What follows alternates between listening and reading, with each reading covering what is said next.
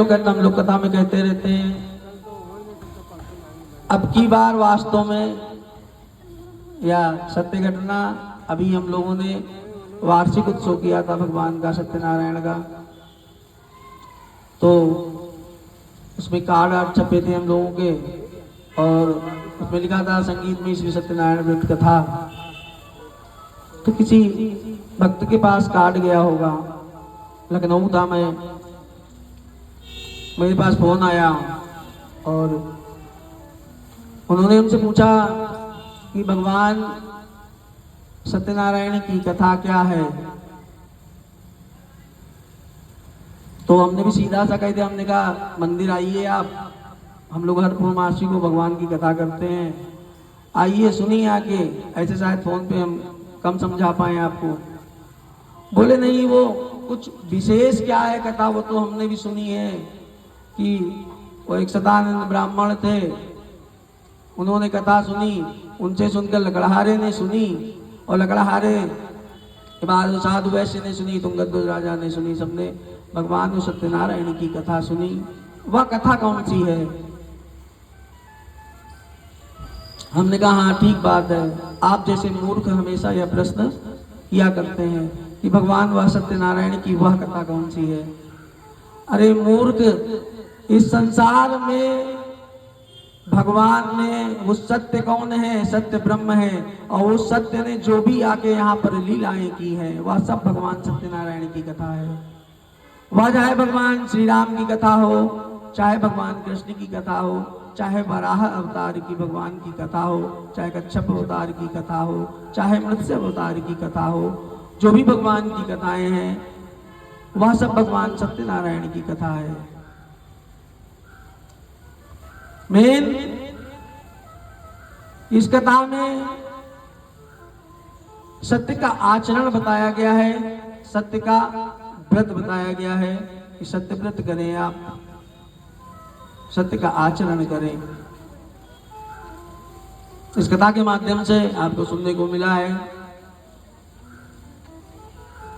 कि जिसने भी झूठ बोला है भगवान ने उसको तपाया है, लेकिन फिर अपनी कृपा की है भगवान ने।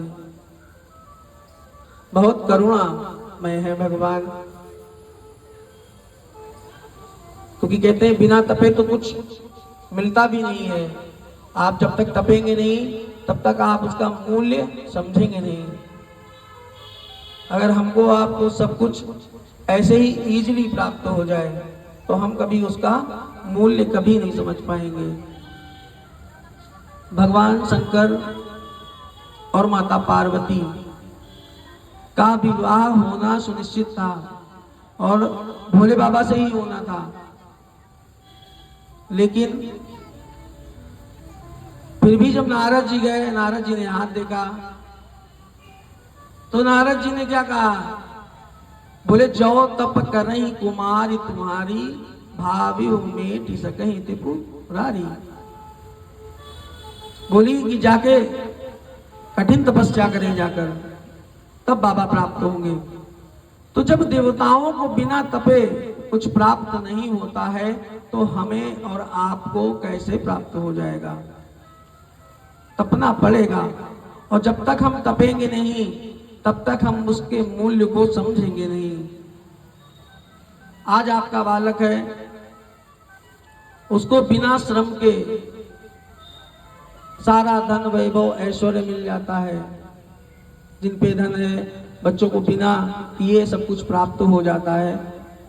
क्या उस ऐश्वर्य का, उस धन का उनको आकलन कर सकते हैं? वो नहीं कर सकते हैं। आपने बहुत ही श्रम से धनार्जन किया है, लेकिन उनको लुटाने में, फेंकने में, बहाने में एक सेकंड नहीं लगता है।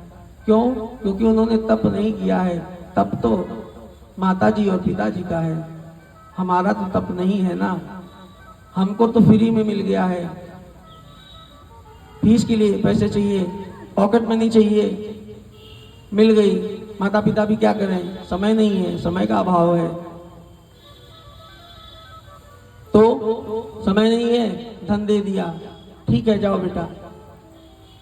तो बिना तपे कुछ प्राप्त भी हो गया तो हमारे जीवन में उसका कोई मूल्य नहीं होगा।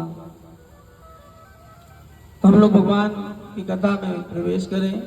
जैसा कि मैंने आप सभी को भी बताया कि 4 वर्णों की कथा है।